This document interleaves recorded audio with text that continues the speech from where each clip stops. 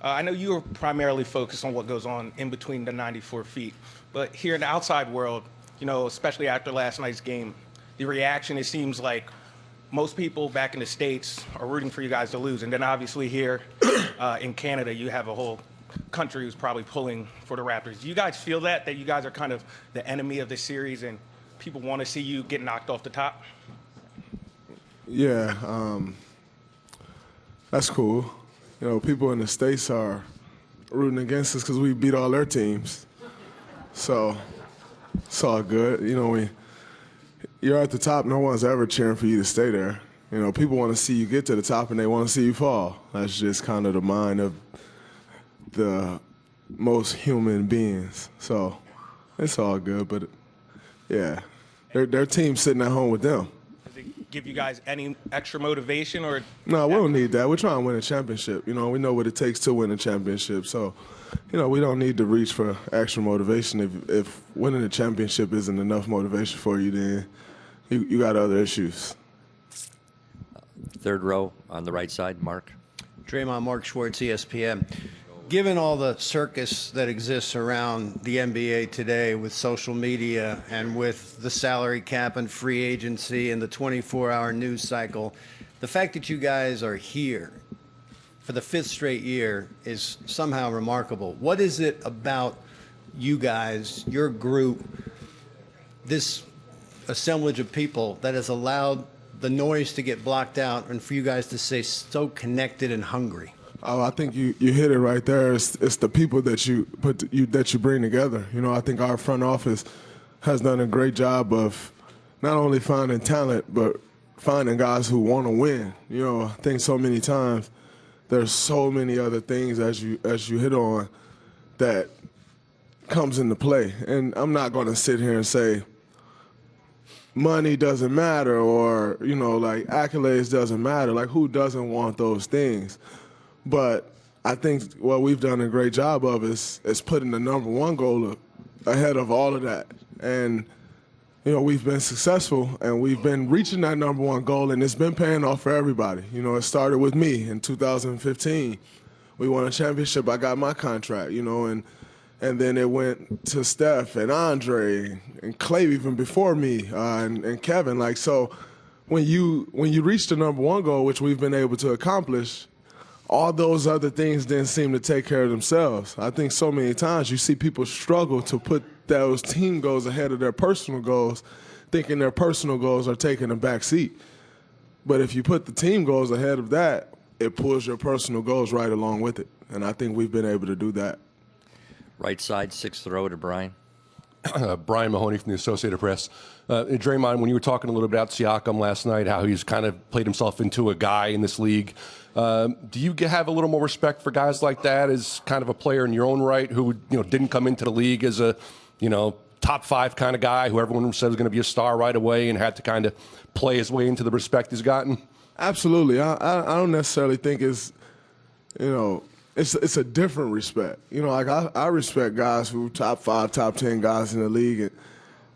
And, for instance, like LeBron. LeBron came in the chosen one, King James, all these things out of high school. And he actually lived up to it. That's incredible. He probably exceeded what everyone even thought that he would be. And yet everybody thought he would be everything. And I think he possibly exceeded that. So you still respect that, but it's a different type of respect when you're talking about a guy who, like the guys who really got it out the mud. Like, you come into this league and there's really no space for you. You're essentially someone who kind of come in and, you can be out in a year, you can be out in 2 years, you can be out in 4 years. And to gain that respect and, to, as I said before, like become a guy, become one of those guys, I think is special. And, Siakam has done that. He's become second option on his team, some nights the first option, like last night. But, I can't say I foresaw that.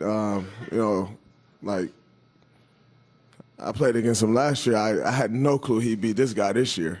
But he spent a lot of time in the gym and it's paying off in this game. So it's a different respect for guys like that. Not that I don't respect other guys who's up there, but she's got a different appreciation for it. Left side, fourth row. Tim. Draymond, Tim Go ahead. Kalkame, The Athletic. Obviously, Kevin's, whether he's physically ready is up in the air. You don't know. But do you see him? He's around the team now out here. Do you see him mentally kind of getting prepared? Do you see him mentally moving closer to returning? Yeah, you just see him kind of inching closer back to the team. I think so much has been made of Kevin because of what lies ahead for him.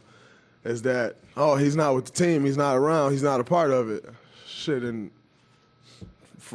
December or November or whatever months I was out, I wasn't around the team either. And Tom Steph is missed, he wasn't around the team either. That's just kind of how the cookie crumbles. You're on your own schedule, you're rehabbing, you're doing all these different things to get back. And so now, you kind of see him around the team more. All of a sudden, he's on the bus to shoot around or to practice. Like, once you start to get closer, you start to kind of move back into a normal schedule. And so you're starting to see him, hear his voice more. You start to hear him coming up with adjustments, him before the game, giving his input.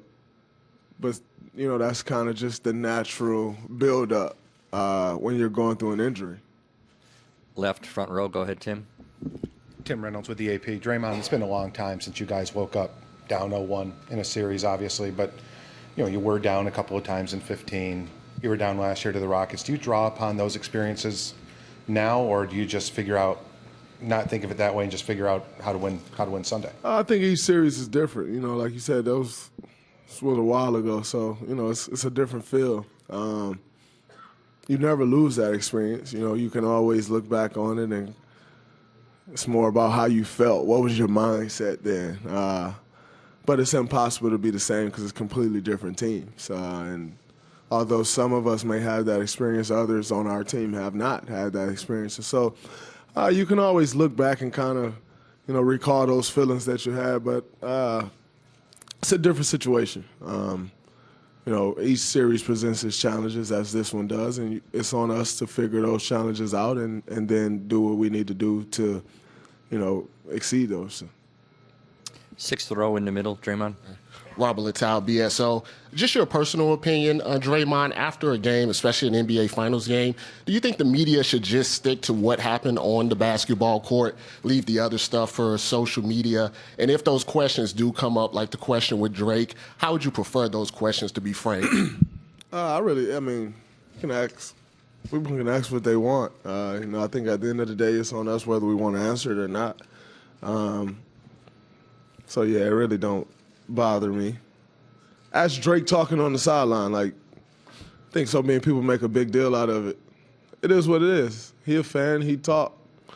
And it gets more attention because he's Drake. So many people have complained about it. You don't let any other fan do that. Yeah, any other fan just not Drake. So they probably shouldn't be able to do that. That's just kind of how the cookie crumbles. He's worked his ass off to be who he is, and when you do that, I think we all know when you do that, you get more leash than others. So I think there's so much talk and the NBA need this. No, they don't. He worked to be who he is. You should get more leash, but I don't mind it. It's fun for me. So yeah, it is what it is. I don't really care what people ask. Left side, second row. Mindy. Hi, Draymond. Mindy Bach, ABC 7 Sports. Before game one, Andre said that the Raptors obviously have a lot of deer out there. We saw that transition in Siakam's speed as well.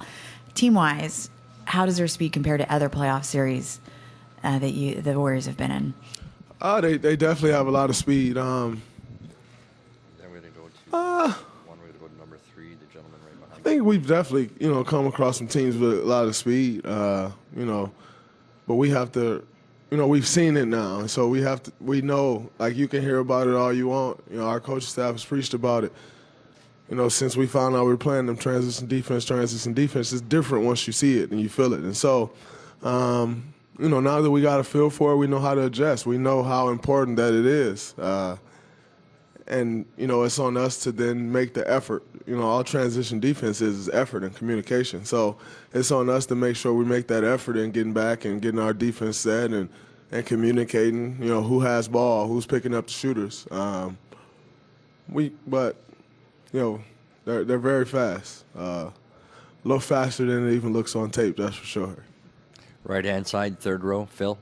Hey, Draymond, Phil Barber, Santa Rosa Press Democrat. What did you think about DeMarcus's minutes last night? And do you think that the expectations outside might have been a little too high about just how he could move and how long he could give good minutes just coming back from an injury like that? I'm not sure what the expectations were, but I thought his minutes was good. I thought he made great passes. He got to the free throw line, and I thought he was solid on the defensive end. It's his first time essentially playing in month and a half, something like that. So, I don't know how much you really can expect, especially like that game was fast, and some people may try to say, "Oh, DeMarcus struggled with the speed." Well, if DeMarcus struggled with the speed, so did I, and so did Steph, and every other one of us. So I don't think there was no difference in him than any of the rest of us. We struggled with their speed last night, and it's something that we all have to be more aware of. But overall, I thought he gave us really good minutes. Right-hand side towards the back on the aisle. Over here, Draymond. Dan Devine, The Ringer. You spoke a little bit about the speed and sort of getting used to the flow of the series. I'm wondering, when you meet an opponent that you haven't played a whole lot, does it wind up being more about adjusting to what they're doing or making adjustments just to the way you're approaching them? I think it's a little bit of both, because I think some of the challenges they presented for us last night was on them. You got to get our defense some credit, and some of it we can do a lot better in executing. Some shots we missed. Some plays we didn't make them last night. So you got to give them some credit, but I think there's also some adjustments that we can make amongst ourselves and what we're doing in our execution to be better. Front row on the right side, Michael. Michael Pina, SB Nation. Draymond, your three-point rate has been dramatically down in this postseason compared to previous playoff runs. I was wondering if you could just explain why that is and the impact that it's had on you and on the team's offense. It's been down because I've just been getting to the hole. So, if I can get to the hole, I'm going to get to, that's a better shot for me. In saying that, I don't think much of it. If I got a three-point shot and I got a lane, I'm gonna take that lane and get to the basket. So that's pretty much what it's been for me. I think I've been pretty successful at getting to the hoop. Left side, second row, Mark. Draymond, Mark, Medina Bay Area News Group. The point you made last night about how things start with you defensively, where do you go from there with that? I got to be more aggressive on the defense side of the ball. I think the aggressiveness starts with me, and then everybody else will follow that. If I'm on my heels, everyone else is on their heels, and I think that was kind of the story of last night. I started the game not as aggressive as I could be on that side of the ball, and it showed in our team defense. To follow up on that, over the years, you and a lot of other guys on the team have been very self-accountable. And I was wondering, from your perspective, why do you think that is important to have on this team? Well, I think, we're champions. We understand what it takes. We know what each of us are capable of, and we hold ourselves to a higher standard than most people. I think people hold us to a higher standard, but we hold ourselves to an even higher standard. So when we feel we're falling short of that, we're not afraid to say it. And I think that's important in a championship culture, to be able to self-regulate. You don't always need a coach to tell you something. You don't always need a teammate to tell you something. You got to know that within yourself, and you present that, and you do something about it. Right side in the back. Kareth, final question. Hi, Kareth Burke, NBC Sports Bay Area. Just to follow up on DeMarcus, can you summarize what kind of a career moment this is that he has reached an NBA Finals? Some guys don't get to taste that in their career, especially when he overcame 2 long-term injuries with the Achilles and the quad. I think, it's a great moment. It's his first playoffs, and he's playing the NBA Finals. It's a special moment, but and especially with everything that he's battled back from, like you said, the Achilles a little over a year ago, and then suffering the quad injury, 6 weeks ago or whatever it was. It's special. A special moment for him, a special moment for us seeing him out there. No, it'll be even more special if we can win this series and he get a ring and we all get a ring. So, that's what it's all about. I don't really think any of us are playing just to say we made it to the finals. Losing in the finals is no fun. You lost all your summer to walk away with nothing. So we want to win. Thank you, Draymond. Steve Kerr will be next.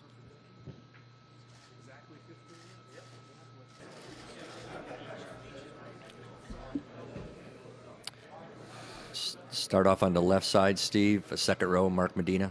Hey, Steve, Mark Medina, Bay Area News Group. Draymond was just reiterating the point he made last night that he felt like the defensive stuff started with him. What's your perspective of what you need from him moving forward, as well as the rest of the team defensively? What was my perspective about what? On what you need to see from Draymond moving forward defensively and the rest of the team. It's a team effort, and nothing has changed from last night. And I don't know, maybe we've got another media session scheduled for 5 o'clock this evening, and I'll say the same thing, which is that transition defense, that's where it starts. And we were just careless getting back. And so, Draymond is always going to take the burden on his shoulders, and I respect that about him. But it's a team effort, 5-man group. And if your transition defense is bad, then there's not a whole lot you can do, because you're talking about the best players in the world coming downhill in a fast game. 5-on-4, 4-on-3, it's just too easy to score for any team, but especially a team like Toronto that's in the finals. Right-hand side in the back to Steve. Steve Simmons, Toronto Sun. Maybe the first seminal moment in the history of the Raptors was a game in which you played in 25 years ago. The Bulls came into Toronto, huge sellout at Sky Dome. What do you remember from that night and that game? I remember missing the game-winning shot at the buzzer. That's true. But it's also hard for me to think about that being a seminal moment. I think that Raptors team won, 15 or 20 games, but it was a big game for the fans, and you could feel the energy. That was at the Dome, if I'm not mistaken.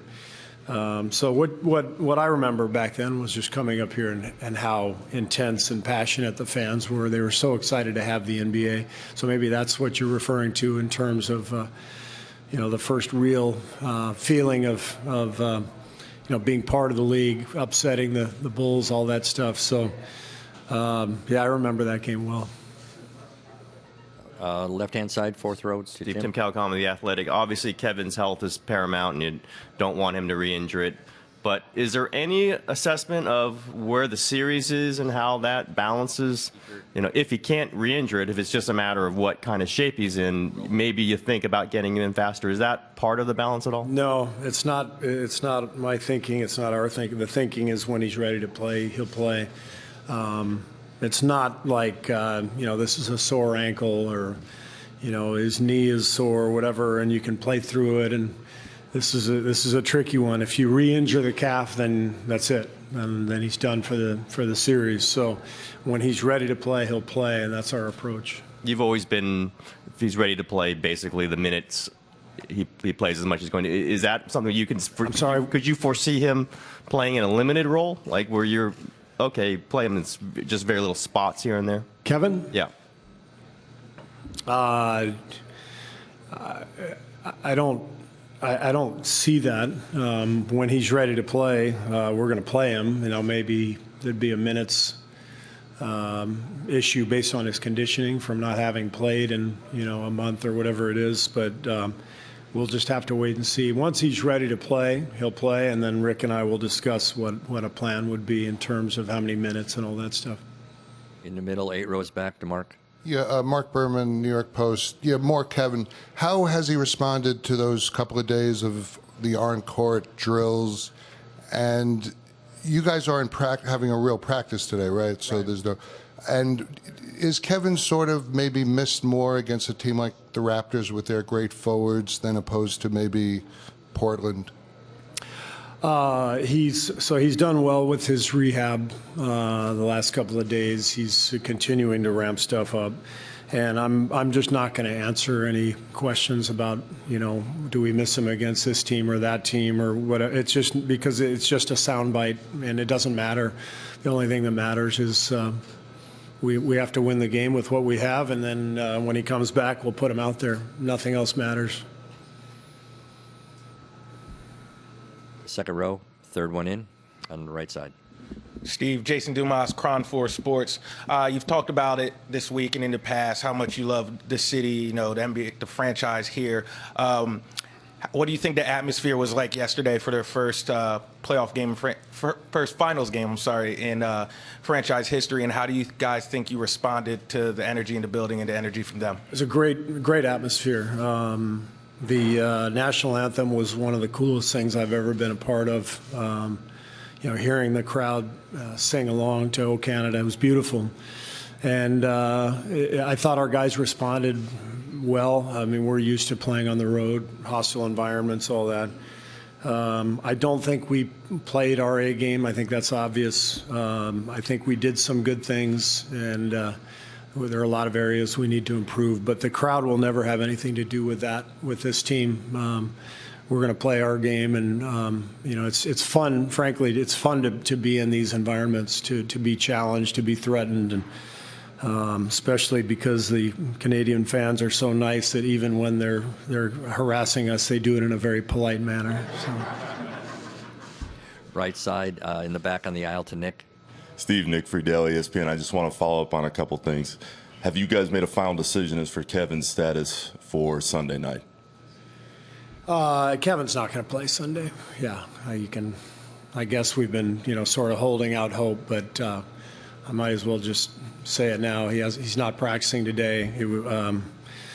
We'll have a practice tomorrow, but he's still progressing. It's near impossible for him to play on Sunday. And the second part is, Draymond touched on this earlier. Why did you guys make the decision to have him travel here if he wasn't going to play? Because our training staff is here, and we need him with our training staff, and we also need our training staff for the rest of our players. And Kevin also wanted to be with the guys. Left side, Steve against the wall to David. David Aldridge, The Athletic. Hey, how are you? At various points during this run, the last 5 years, the Memphis series, maybe the Houston series last year, you guys have been up against it, and you responded and got through. What have you seen from your guys at those particular moments, and what does knowing that they've done it before do for you as a coach going forward in a series like this? Well, the experience helps. Winning multiple championships helps because you've seen it all. There's also just the knowledge that you've been here before. You've been down. We've been up 3-1 and lost a series. We've been down 3-1 and won a series. Everything in between.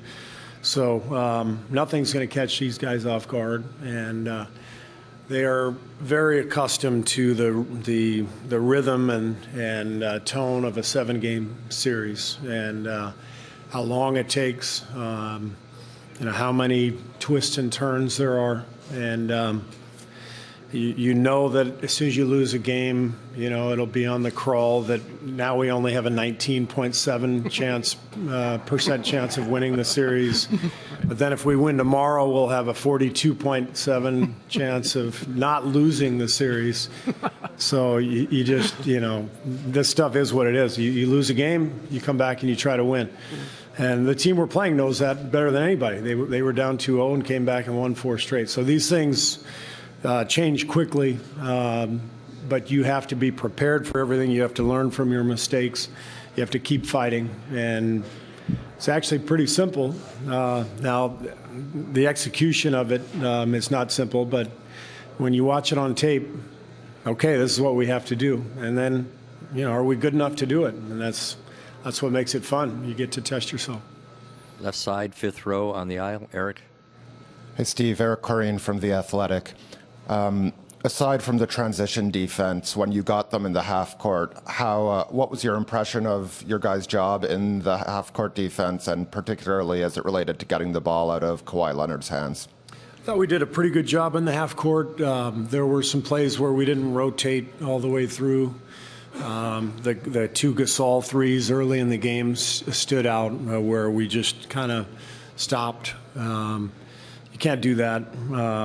That's regular season basketball. You know, playoff basketball, you got to make every rotation until the shot clock goes out, until you get the rebound. So there were plenty of mistakes, but also plenty of good things that we did. And you know, if you just boil it down to half court stuff, I walk away from that game feeling fine. It was, as I've said many times, it was a transition that opened up the game and really hurt us. Left side, second row, Mindy. Hi, Steve. Mindy Bach, ABC 7 Sports. Is there an update on Andre? And second part, just the speed of the Raptors transition, is it reminiscent of any other playoff series that you've been a part of with the Warriors? Andre had an MRI this morning and seems to be doing well. I haven't heard the results yet, but I talked to him, and he said he felt pretty good. And the second part of the question, does this opponent remind me of anybody, or? Draymond was discussing the speed of the Raptors and the transition. He said the game was a lot faster than it looks, even when you watch it right. And so I was wondering if this speed of the Raptors reminds you of any playoff series that the Warriors have been part of. I'm not sure if it reminds me of any of our series, but they remind me of us in a lot of ways. You know, Draymond pushes the ball in transition. Siakam pushes the ball in transition. You know, they've got a lot of guys who can make plays with the ball, just like we do. You know, sometimes they play 2-point guards with Lowry and Van Vliet, and you know, sometimes we do the same with Steph and Sean, or Steph and Andre, or all three of them. And so when you've got a team that can push the ball from a lot of different positions, make plays from a lot of different positions, and plays fast, you've got to be vigilant every possession. And so, yeah, if anything, they remind me of us. Final question, right side, the back, Monty. Monty Poole, NBC Sports Bay Area. Steve, Andre has acknowledged in the past that when KD is out, he feels more of a need to provide some offense. Last night he had some open looks, didn't able to get anything going down really. In your mind, how important is it that he bring you something on the offensive end in terms of scoring under these conditions against this particular team? And how hard is it to change his game enough to be able to do that, add that function to it? I think we scored enough points last night. You know, Andre didn't have his best game, obviously, shooting the ball, but Jonas made a couple threes. Alfonso made a couple. As long as we're getting some scoring from our, you know, secondary scorers, then we're in good shape. It doesn't matter if it comes from Andre or Quinn or Jonas or a combination of the above. I thought we got enough scoring. It was, you know, and every game's going to change. You know, I thought they hit some really tough shots last night at the end of shot clocks. And so they made the shots and they deserved it. But again, to me, it doesn't come down to how many shots Andre makes. It comes down to defense and getting stops. That's what the playoffs are about. We didn't get enough stops. Thank you, Steve. Thanks.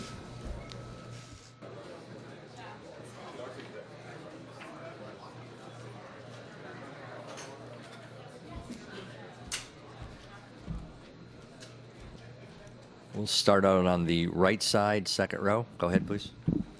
Pascal. Paul Antunes, ESPN Brazil. I'm very curious to get your thoughts on what happened after the game. I'm sure after you had such a great game, kind of pop star status there. Did your phone really blow up? And was this the greatest moment in your career so far? I mean, I got a lot of messages, but I don't know. It didn't really feel that way. I mean, my family's here. Just hung out after the game, spending some time, quality time with family, and yeah, I think that's pretty much it. Was there any type of interaction with fans? I don't know if you went out after the game or No. No, nothing. Just went, okay. Because I would imagine if you would have gone out, it would have been probably pretty cool. Oh, no. Yeah, no. Just hanging out with family and you know. Right side in the back. Pascal, there's a small but passionate Cameroonian community here in Toronto that we're obviously celebrating that game last night and your performance in that game. You're kind of, I mean, you talk about how there's two countries involved, but for you, I mean, there's more than two countries involved in this. I mean, do you know much about the Cameroonian community in Toronto? Have you? I don't know much about like the community in Toronto, but I mean I know, you know, I definitely have a lot of support from my fellow Cameroonians and just Africa in general.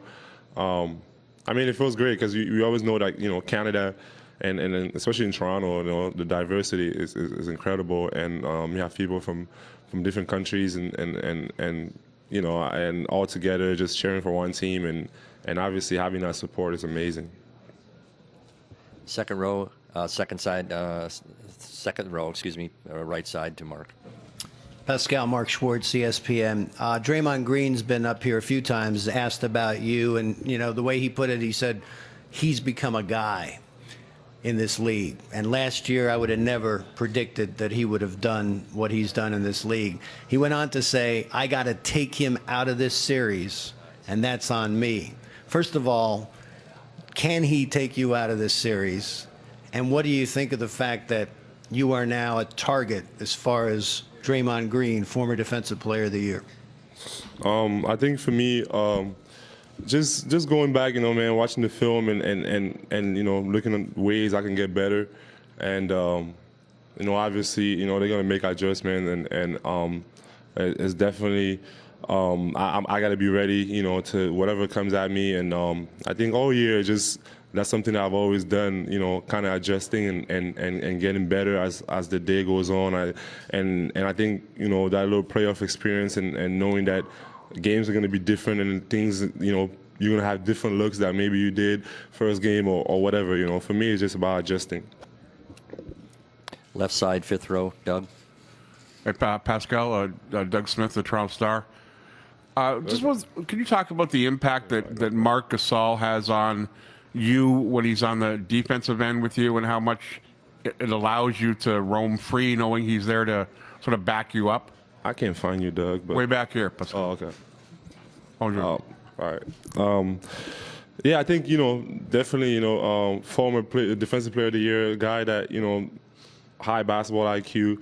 And I think, you know, it's always sort of kind of comfort when he's on the floor with us, and he's so smart and reads the defense, and also he's able to move and kind of protect the rim for us a little bit. And you know, I think it's definitely great to have him on our team, and a guy like that, a vet that's been, you know, he's been through it. He knows a lot of things, and just talking to him, he always, you know, trying to help me be in the right position and things like that. So he's definitely helpful. Right side, fifth row on the end. Hey, Pascal, over here. Adrian Gabriel, City TV. As you and your team have climbed into the finals, more and more fans are learning about your personal story, your journey. Wondering what you can share for a fan base, you know, about your journey, about your rise, and what has led you, you know, through adversity to the seat where you're sitting today. I think, you know, in terms of adversity, man, like I went through something that I consider, you know, the hardest moment of my life, you know, when my dad passed away, and, you know, I was in college and just kind of like away from my family, and I mean, thank God I had the support of my teammates and coaches in college, you know, that helped me go through it. But it was definitely one of the toughest moments of my life, and not being able to go home for the funeral and all that. So it was definitely a moment where, like, you know, kind of tested me, you know, as a man, and just being able to go through that and for me, using that, you know, as a motivation and something that's going to push me to do better things, and for my family and for myself, for my dad. You know, I think that was like kind of like a turning point in my life, just going through that type of adversity, and you know, it kind of definitely made me the person I am today. Left side, fifth row to Josh. Josh Lewenberg, TSN. Pascal, after Game 2 against Milwaukee, you called that sort of a learning moment, the game you fouled out. what did you take from that game and from maybe the series as a whole going up against Giannis that has allowed you to grow as a player even on the fly here during the playoffs? I think it's like I always say, man. Like I always try. Like I learn a lot, and I know I have a lot to learn. And I think that's one of the advantage for me. Just not thinking that like I know I have so much to learn. I have to grow, and it allows me to look at my mistakes and evaluate them and trying to see how I can do better. Obviously, you never know. I mean, you get fouls and, it's in your head and a lot of things like that. You just got to be smarter. And that's something that I try to do, just being like a little smarter and learning every single night out there on the floor. Left side, third row, Connor. Connor Letourneau, San Francisco Chronicle. Pascal, Steve Kerr has compared you to Draymond, says he thinks you're kind of a young Draymond Green. Do you see that parallel at all? And is Draymond someone that you've kind of patterned yourself after in any way at any point in your career? I think, like I always say, man, I try to be myself as much as I can. And that's always something that I've done. And even just starting to play the game and learning about the game of basketball. Obviously, I watch a lot of different players and guys that do different things. But for the most part, man, I try to be myself and kind of work to be a better version of myself. Final two questions in the middle on the left-hand side, Bruce. Right here, Pascal. Bruce Arthur, Toronto Star. We've talked a lot about how in the second round you saw a lot of Joel Embiid, especially when you got into the lane, and then conference finals you saw Giannis and Brook Lopez when you got into the lane. Did you notice there was less kind of not only size but rim protection in that Golden State defense, and how much did that allow you maybe to do some different things and some of the stuff you're more used to? I think the one thing that I noticed, just I was out in transition, it kind of felt like because that's always something that I've done, all year, and I think that was like kind of like the first time during the playoffs where like we kind of got in transition a lot, and just I was running and it just felt good, but I don't know. I think just taking whatever defense gives me and whatever is there for me. Final question, left side, second row, Mindy. Thank you. Hi, Mindy Bach, ABC 7 Sports. Steve Kerr had said that Toronto's Raptors' speed, especially in the transition game, reminds him of his own team, of the Warriors. Do you see the similarities between the two teams? I don't know. I can't really tell you. But I think something that we did last night that was good is transition. We was out running and that was definitely good for us. In terms of similarities, I don't know. Thank you. No French questions? What's going on? not that we were able to get to today. Come on, now. Bien sûr. J'aimerais juste savoir, Pascal, comment est-ce que tu penses que les Warriors vont tenter de s'ajuster justement à ton jeu pour le deuxième match? Je pense que c'est une équipe comme les Warriors. Ils ont gagné, ils savent ce que ça prend pour gagner. Et on sait qu'ils vont revenir et essayer de faire des choses différentes et avoir plus d'énergie. Donc je pense qu'on doit être prêt pour ça, en fait. Ils vont essayer, ils vont venir avec une urgence, pas comme celle du premier match, et donc on doit être prêt à ça. Merci, Pascal. Yeah. Thank you for the French question. Thank you. Nick on the right side, 8 rows back. Tim Reynolds. Go ahead, Tim. When you got down to Orlando, I imagine that was probably quite a bit of a wake-up call, and then you get down 2-0, obviously, in the last series, and that's an even bigger, enormous wake-up call. Do you talk to your guys now about just reminding them that a 1-0 lead, especially in this NBA where it seems like everybody can come back from them pretty easily across the league, you're seeing it now more than ever before. Do you remind them that 1-0 isn't any reason to relax? I think we've tried to do a conscious thought process of not really caring what the score of the series is, right? I think we know that the games are really hard, and we know that after a win, the team that gets beat gets really determined. They try to fix things, and mostly, play a lot harder and more physical and all those kind of things. And for us, we just had a lengthy film session. There was plenty on there that we need to do better if we want to win another game in this series. So we've got to fix those things and get ready to play a game and treat it as a game, one game. To follow up on that, when you lose a game, obviously it's very easy to have that hunger. How do you replicate that when you come off the highest of highs just 12 hours ago or whatever it was? Yeah, I mean, I think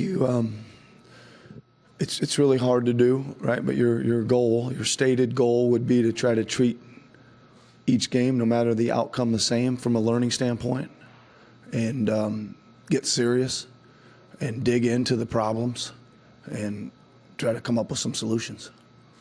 Left-hand side, fifth row, John. Coach, I'm curious as to how much you talk with Kyle, maybe in film sessions, about helping off the strong side corner. His tendency to do that seems to lead to a lot of the drawn charges that he gets, but it can also lead to an open three. I'm curious, does he have sort of license to make that call on by himself? Yeah.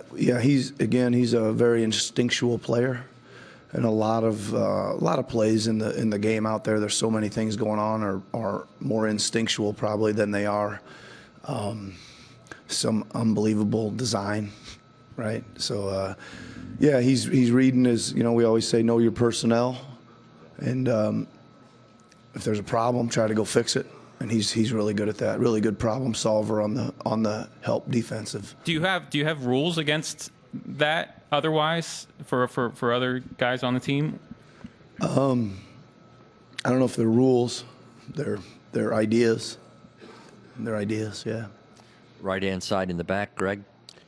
Hey, Nick, I don't know if this is something that guys in the locker room are aware of, but it seems that the passion for this team is just spreading right across the country. I know we talk about this being Canada's team, but now cities across the country they're creating their own Jurassic Parks where thousands of people are gathering to stand outside and watch these games on a big screen.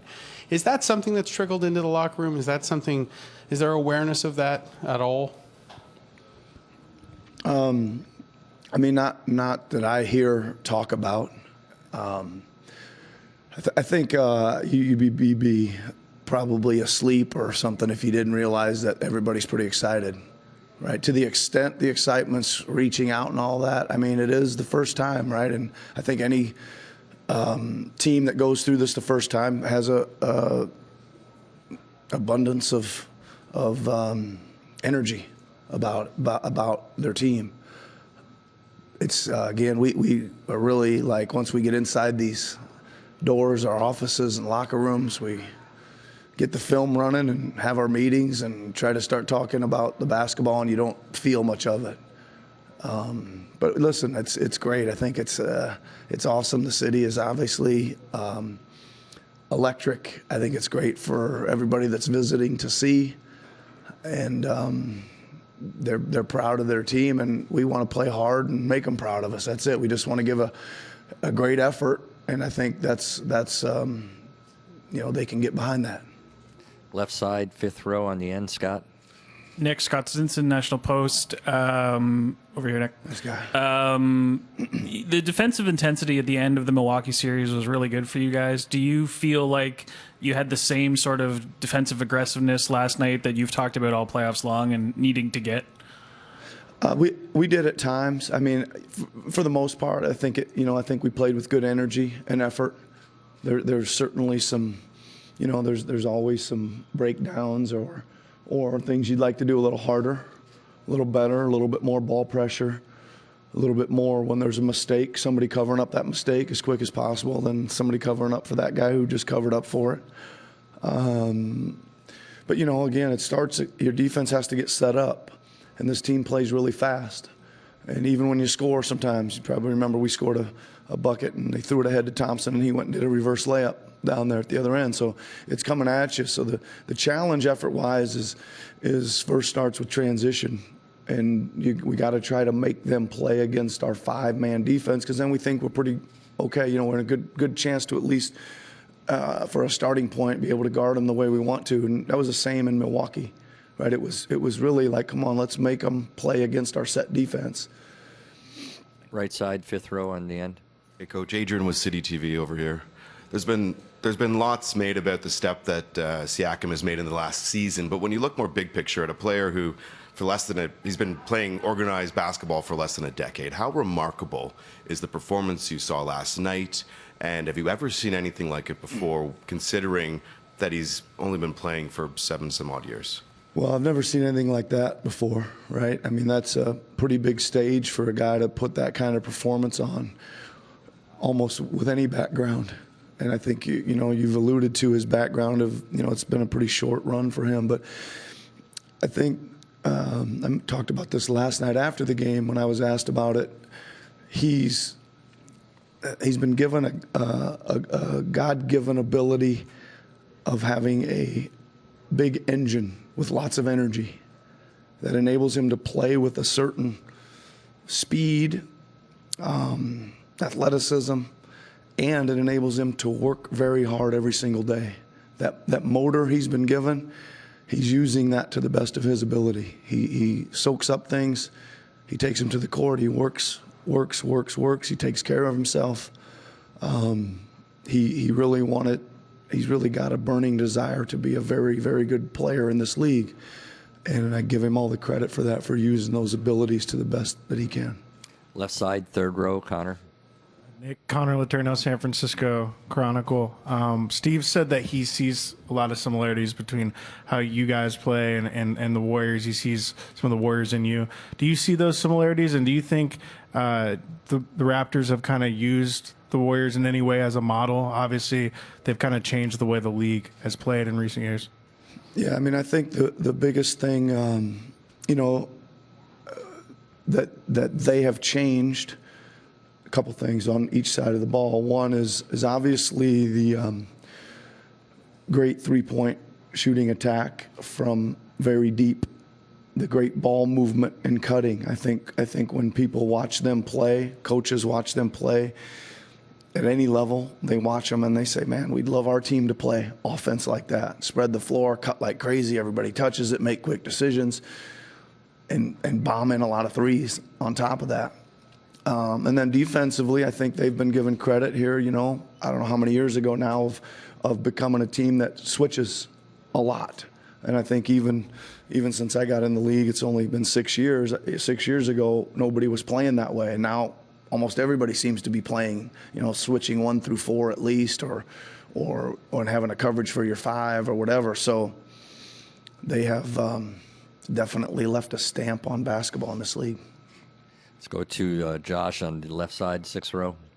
Josh Lewenberg, TSN. Nick, following up on Pascal, I mean, normally the summer is when players have the time to really put in the work and add to their game and improve, and clearly Pascal did that. But throughout the year, you've talked about how he seems to be taking leaps during the season, taking things, adding, adjusting, and now doing it again in the playoffs. How hard is that to do, to grow on the fly like that? And in your experience, how rare is it for players to be able to do that? Well, I think let's talk about the summer first of all. I think, every time I would see him, every couple weeks, it just seemed like he had another bit of presence about him. Part of his game was growing, but even just the way he was attacking his workouts, or I'd go watch him play a scrimmage game or something, and he just looked better to me almost every time. So that's him just again believing in his work. That his work was going to pay off for him, and he'd take that to the floor. And then during the season, that's what it becomes. It becomes play a game. Some of our coaches, man, they get a lot of credit for this, right? They watch him play a game. They sit down and watch the film with him.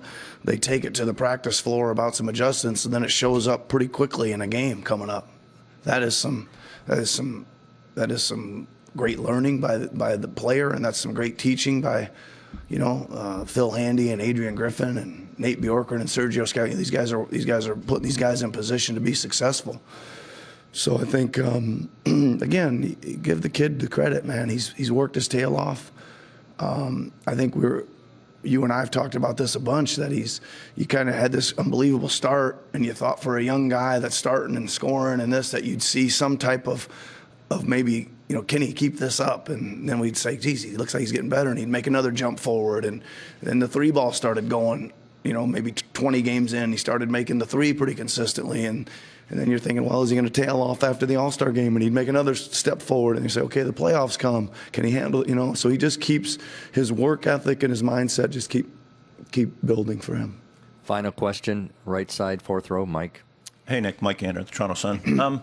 Steve was in here yesterday, and he was talking about the lack of control that comes with the finals. Like, you lose any routine that you would have been in before, you get taken out of just because of everything around this.